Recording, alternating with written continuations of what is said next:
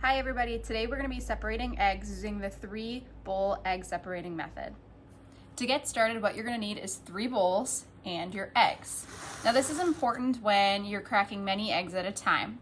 So it's easier to crack eggs when they're cold, so these are fresh eggs right out of the refrigerator. And what I'm going to do is I'm going to tap my egg on the counter and I'm going to look for that crack in my egg. I want a pretty substantial crack so that I'm not yanking apart the egg and it's easier to take apart. So in my first bowl, what I'm going to do is I'm going to put my fingers on either side of the crack, and I'm going to gently pull the shell apart. Do not stick your thumb directly into the shell. It will break the yolk. What I'm going to do is I'm going to pull apart the yolk, pull apart the eggshell, keeping the yolk on one side, and I'm going to push my egg yolk onto one side of my eggshell and then flip it back over to the other side, shaking out any of that egg white that's left, making sure that I do not puncture the egg yolk with the egg shell. Now once I'm done, I'm going to put my egg yolk in my second bowl and I'm going to throw away my shell. So now what I'm going to do is I'm going to dump my egg whites in my third bowl.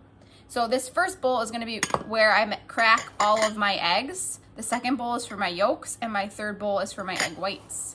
So again, taking my egg, and I'm going to gently tap it on the counter, and I'm going to use that crack, again, looking to see where it's going. I'm going to pull gently on that egg shell, flipping it gently so that egg yolk stays in my shell. Shake it a little bit to get all of that. And notice I did break this yolk, and that's okay. I'm gonna dump it over into my yolk bowl, throw away my shell, and toss my egg whites into my egg white container. Do my third one. Again, so here's my crack. Gently pull it apart with my thumbs, push it to the yolk to one side, and go back and forth with my egg yolk. Keep going gently so I get as much yolk out, or egg white out of my egg yolk. If the shell were to break too much, you can use your fingers. So that's the third egg. We'll do one more. So let's say my shell broke so much that it's too small. It breaks improportionately. So this one, it cracked down the long way. So I could pull it apart the long way as well.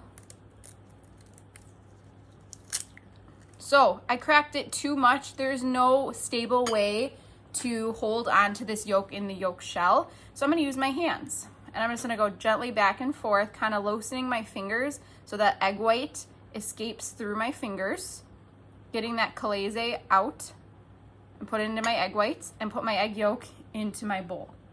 Now this is important when you are separating many eggs at once. So you're making an angel food cake and you need 12. You're making a Japanese sponge cake and you need 15 eggs. If you were to crack this egg, let's say I'm on egg 10, and I break the yolk on this, I only have to throw away this one yolk and this one egg compared to throwing away 10 or 15 or even just 5 eggs. So this way, I have a clear system of this is the bowl I crack my eggs in, this is my yolk bowl, and this is my egg white bowl. And if I do make a mistake, I only have to throw away one egg versus throwing away all of the eggs I've just cracked. Because cracking eggs does take a long time and separating them does take a long time. So we want to make sure that we're using the 3 bowls so we're less likely to have to toss all of those eggs. Although eggs aren't expensive, it does take some time and we don't want to waste them.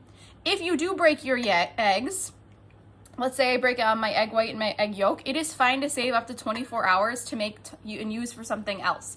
Use it to make brownies or use it to make scrambled eggs in the morning. That's fine. You just can't use it in a recipe that needs to have separated eggs.